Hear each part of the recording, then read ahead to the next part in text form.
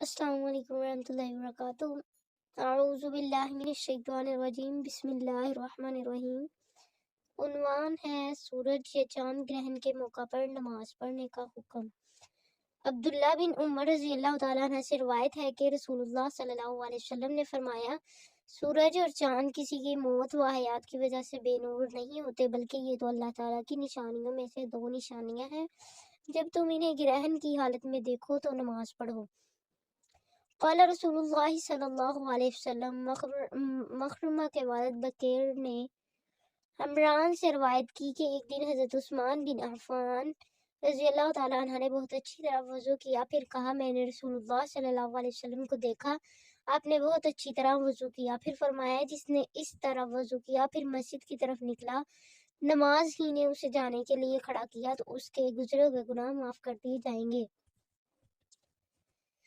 عبداللہ بن مسلمہ عبدالعزیز بن ابو حازم سہل رضی اللہ تعالیٰ عنہ کہتے ہیں کہ میں نے نبی کریم صلی اللہ علیہ وسلم کو فرماتے ہوئے سنا کہ جنت میں ایک کوڑے کی جگہ دنیا اور دنیا کی تمام چیزوں سے بہتر ہے، اور اللہ تعالیٰ کی راہ میں صبح یا شام کے وقت چلنا دنیا اور دنیا کی تمام چیزوں سے بہتر ہے۔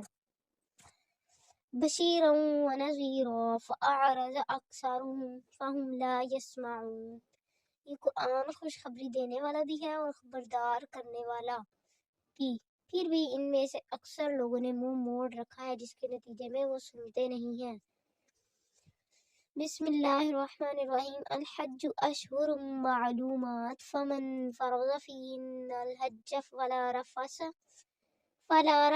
ولا فسوق ولا جدال فی الحج، وما تفعلوا من خیر یعلمہ اللہ، وتزودوا فإن خیر الزاد التقوی واتقون یا اولی الالباب۔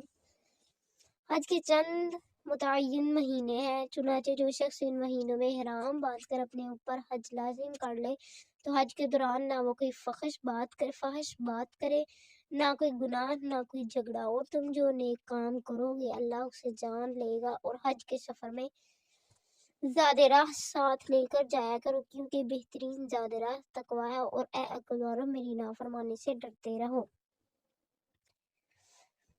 ان درہم و دینار نے تم سے پہلے لوگوں کو ہلاک کیا اور وہ تمہیں بھی ہلاک کرنے والے ہیں۔